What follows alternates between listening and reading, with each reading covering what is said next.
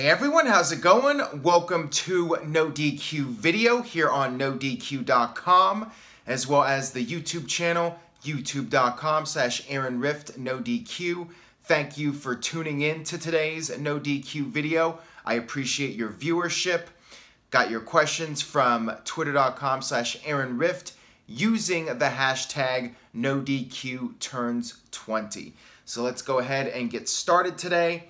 First one comes from Lester Keys. Did you catch Wrestle Kingdom 12? If so, what did you think of it? I did not watch the entire pay-per-view. I did see the Chris Jericho versus Kenny Omega match, the no DQ match, which a lot of people have asked me about. I thought it was an awesome match. I really enjoyed it. I thought Jericho did a great job. I think it was Jericho's best match since he feuded with Shawn Michaels back in 2008. His best match in a full decade. Chris Jericho, I think, had something to prove, and I felt the match really lived up to expectations and maybe even exceeded expectations. I would go as far to say as I enjoyed the match on a personal level more than the Okada versus Omega matches. Maybe because Jericho and Omega did a lot of the brawling. They had a lot of the table spots and chair shots and blood. I just really enjoyed the match. I thought it was very well laid out and paced, and I was entertained the entire time. So hats off to Chris Jericho for pulling it off, going to New Japan and making a big impact. Biggest headline of 2017 according to NoDQ.com visitors. And I got this one here from Boogeyman79. Hey Aaron, do you think Chris Jericho put over Kenny Omega to get him a deal in WWE? Maybe that was part of the reason, but I feel like Chris Jericho did it first and foremost for himself to increase his own stock and also to increase everybody's stock, to make wrestling bigger. Chris Jericho felt he could do something where he could make a difference and create a healthier environment for wrestlers. People have other options besides WWE. You have the Indies. You have New Japan Pro Wrestling. Chris Jericho wanted to go out there and show the world that you don't have to be in WWE to have a high-profile match and make the big money. No doubt, though, that it definitely increases Kenny Omega's stock in wrestling. Omega has been part of the Bullet Club. He had the matches with Okada and now the match with Jericho. I mean, I think it's a given that when WWE has the opportunity to sign him, they will sign him. But knowing Kenny Omega and being a smart businessman, he will wait until the timing is right. And I think that's what it will come down to. I do sense that Kenny Omega will be in WWE at some point. I think it's just a matter of when and when the timing is best for him. Keep in mind, AJ Styles did not sign with WWE right away. It took years before AJ Styles finally ended up in WWE. And it was just a matter of timing. AJ felt that the timing wasn't right years ago. But then 2015, it was a different story. AJ was in New Japan and you had several people getting hurt in WWE and there were spots open. AJ had the opportunity to come in and be one of the top guys and be arguably the top guy in WWE, voted 2017 Superstar of the Year in the NoDQ.com year-end awards. So, yes, even if it wasn't the direct reason, I feel like Jericho being there certainly will help Omega when it comes time to negotiate a WWE deal. This one comes from Liam. Hey Aaron, happy Rusev Day and congrats on 20 years of NoDQ. At Wrestle Kingdom 12, Jericho's nameplate said WWE. Is this just a coincidence or acknowledgement of his past achievements? I feel like it was just acknowledging Jericho's past, and the announcers did bring up how Jericho was the first undisputed world champion, how he beat Steve Austin and The Rock, and these guys were mentioned by name, Austin, Rock, and all these other people that Jericho beat in WWE. So it was done to recognize Jericho's past and establish him as a real player to the New Japan fans or people that might not be as familiar with Jericho's work. Keep in mind the primary audience is in Japan, not the United States. So as announcers, you do want to establish why this is a big deal, why Jericho is a big deal. It shouldn't just be a given. And I feel it was definitely a good idea to do this. You should always act like the viewers don't know what's going on. Explain things to them. Explain why Chris Jericho is a big deal and reference his history and make a big deal out of it. It puts over Jericho and it puts over the guy he's working with. So when somebody like Kenny Omega beats him, it elevates Omega all that more. The fact that he beat the guy that beat Steve Austin and The Rock. So definitely I feel it was done to give Jericho the credibility, which we all know he has. We all know his past, people watching this video, but not necessarily everybody. And you definitely want to keep mentioning it and make a big deal out of it as much as possible. This one comes from Alec. Is Asuka winning the Royal Rumble a little too predictable? I would put the title on her sooner rather than later, maybe at Raw 25. What do you think? I have heard some speculation about this, that maybe there's a reason why Asuka beat Alexa Bliss on Raw, and that's because WWE is going to do a title change, perhaps at Raw 25.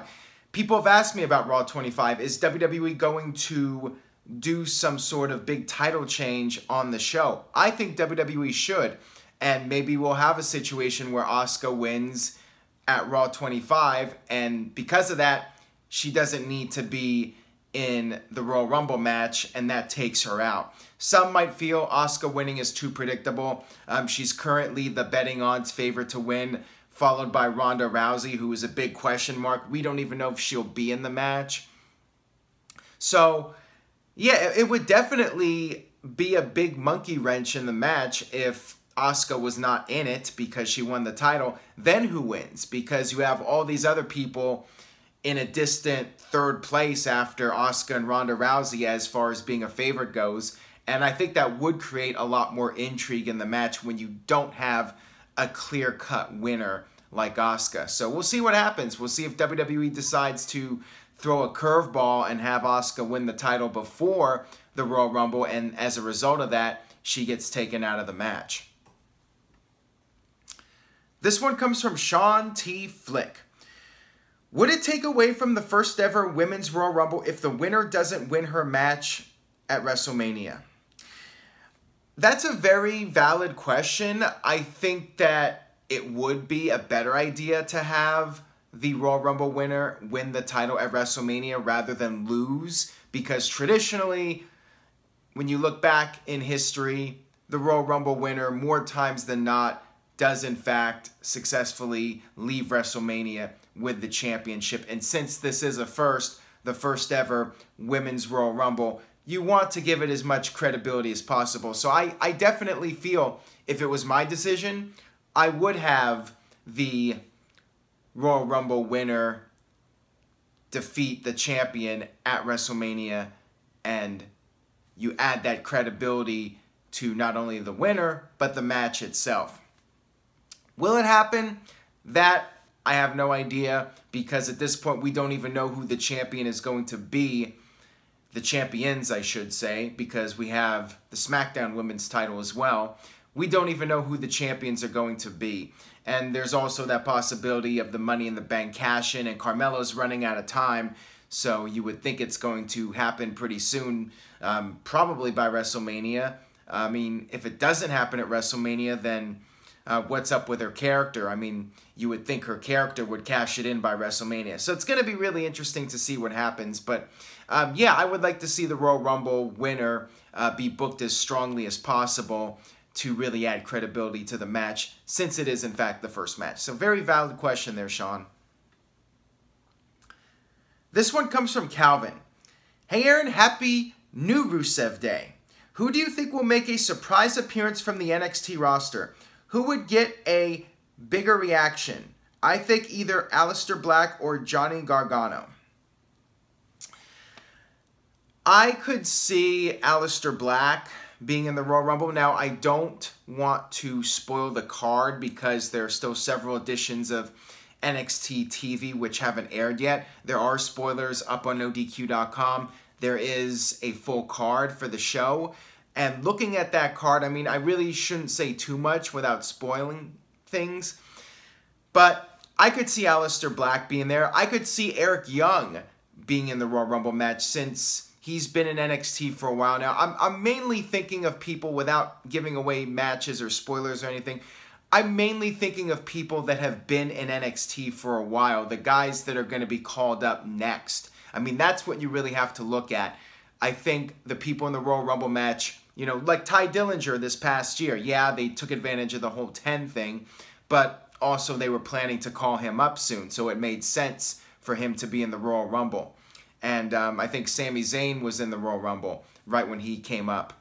So you had a lot of people over the years that debut in the Royal Rumble match right before they get called up to the main roster. So I could see Aleister Black since he's been around a little bit. Definitely Eric Young since he's been there for a while. And maybe the Authors of Pain. Who knows? I mean, maybe not a tag team. I don't think we're going to see too many surprise entrants in the men's Royal Rumble. I think we'll see a lot more in the women's match. Somebody like Nikki Cross I could see entering the women's Royal Rumble from NXT as a surprise entrant. I think we'll see more women's surprise entrants than men's surprise entrants. This one comes from Andrew. What are your thoughts on Finn Balor being eliminated early and then returning as the Demon, winning the Royal Rumble, and then challenging AJ Styles for the title at WrestleMania? I am not a fan of Finn Balor being eliminated as himself. I think that just makes his character look very weak. He's only the Demon every once in a while. Most of the time, he's normal Finn Balor, and I don't think it's a good idea to bury the character like that. If Balor is going to get a push by winning the Royal Rumble and challenging AJ Styles, then you just have him show up in the Rumble match as the Demon, period. Don't have him come out there as Finn Balor. And it's more comedy too. So if you're going to be pushing Balor to that degree, don't do comedy with him in the first place. If he's going to be mid-card for life, then I guess you could do it, but I still am not a fan of it. I don't think WWE should do that. This one comes from Henry Gomez. Hey Aaron, who do you think had a better title run, JBL or Jinder Mahal? Oh man, you're really putting me on the spot here. Not a dog spot, not a liver spot. You're just putting me on the spot. I would go with JBL because in the end, JBL had a longer title reign, and this is something I've said before. I have compared JBL to Jinder Mahal, but there is a big difference. The big difference is JBL was not booked like a total geek, a total jobber, enhancement talent, whatever you want to call it. JBL had some credibility when he was part of the APA, and he was never booked as poorly or as low on the card as Jinder Mahal. Jinder Mahal was basically the opening match comedy guy all the way up until he got his big push. JBL, at least from the day he came into WWE as Justin Hawk Bradshaw, he got a little bit of a push, and he would get occasional pushes, and they would always bill him as this tough Texan, and, you know, he developed that reputation for being a tough guy, and he's the kind of guy you would not want to run into in a dark alley. JBL is the real deal when it comes to the toughness. He has that credibility. He has the presence. He has the look. Jinder Mahal just doesn't have that and was never booked like that either. So there is that big difference, and because of that, I got to go with JBL. This one comes from Future Shocker. Since the club is reunited, Finn Balor, Carl Anderson, and Luke Gallows, do you think if AJ Styles joined Raw and joined the club that this could be a power stable like Evolution or DX? It could give Gallows and Anderson a potential major push and renew Balor's push. I don't know how far this Finn Balor reunion with the club is going to go. I think it's being done simply because Anderson and Gallows have nothing else better to do right now, and quite frankly, neither does Finn Balor. So it feels like WWE is just throwing these guys together to give them something to do. I don't sense that AJ Styles is going to be part of a group. AJ Styles had his heel run in 2016 and early 2017, but now he's back to being a babyface. He's the WWE champion. He's extremely popular. He's at the top of his game. There's no need for AJ to be part of a group unless he's going heel, and I don't sense that's happening anytime soon. He's on his own as a babyface. He's doing extremely well. There's no reason for him to go back to those guys. So I don't see that happening. I don't see AJ getting involved with them. If he moves to Raw, I think it's more likely he feuds with them than actually teams up with them and forms a super faction. And plus, again, the Balor Club is not a Vince McMahon creation. So even if they were to form, let's just say for argument's sake, they were to form this group together, I don't think it's going to have that kind of backing to the point where they're going to get like an NWO or DX style push. I don't see it happening, or Evolution. Got this one here from Chris. Hey Aaron, would you consider Xavier Woods the most underrated superstar on SmackDown? I feel he could be very good mid-card talent, and happy Rusev Day. I think you just answered the question for me by mentioning Rusev at the end. It's got to be Rusev.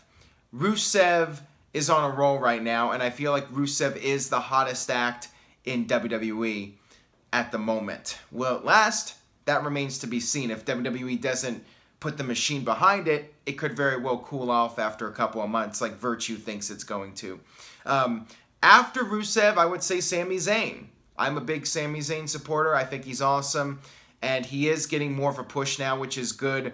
To answer your question, though, about Xavier Woods specifically, I feel like he is stronger being part of the New Day group. I think if New Day broke up, the guy that would go the furthest would be Big E.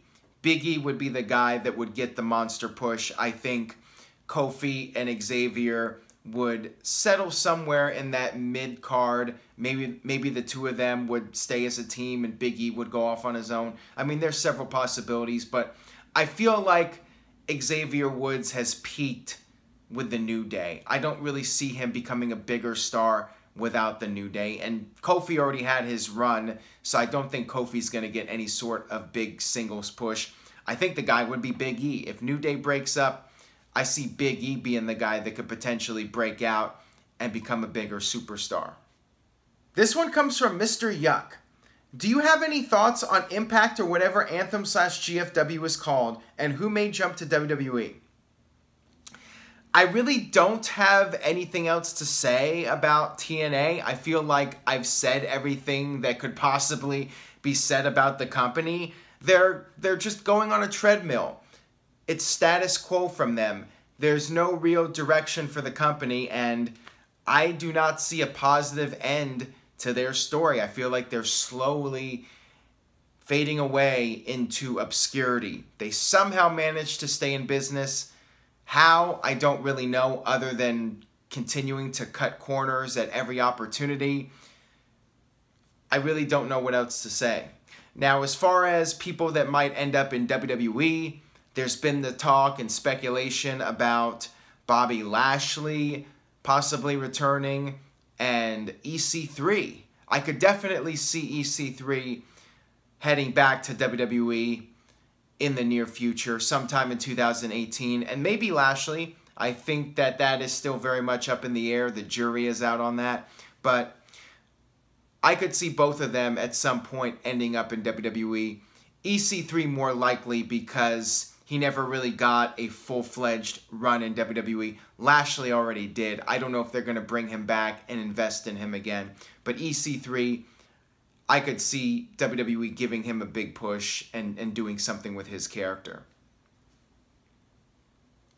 This one comes from Justin. Who has or had the most protected finisher ever in all of history? Great question. That is something that is very debatable. I look back at some of the most dominant superstars in wrestling, and Hulk Hogan and the leg drop of doom. I mean, not too many people kicked out of that move. I'm trying to think of moves where people rarely kicked out. Hogan's has to be at the top of the list. I mean, most of the time, the most dominant protected finishers would be for the baby faces, and that's how the match would end. The heels, of course, would hit the big finishers on the top baby faces, and the baby faces would kick out. But when the baby face hit the finisher, that was more times than not the end of the match. So you have to look at the biggest babyface stars in history, like Hulk Hogan. Steve Austin with the stunner definitely had to be one of the most protected finishers. When did you ever see somebody no-sell a Stone Cold Stunner? I don't think it's ever happened, to my knowledge, from what I remember. There might have been a time where somebody no-sold a Hulk Hogan leg drop, but even that is very rare. And few people ever kicked out of the leg drop. And except for a few exceptions at a WrestleMania, almost nobody ever kicked out of the Stone Cold Stunner. That'll wrap it up for this edition of No DQ Video. Thank you all for your continued support. If you enjoyed today's video, please share it. Hit the subscribe button if you haven't already. Subscribe to the channel. Stay tuned to NoDQ.com. We have Wrestling Trivia Challenge. We have the No DQ Review. We have the No DQ Panel. And of course, No DQ Live coming back this week. Stay tuned for all that. And I will see you guys next time.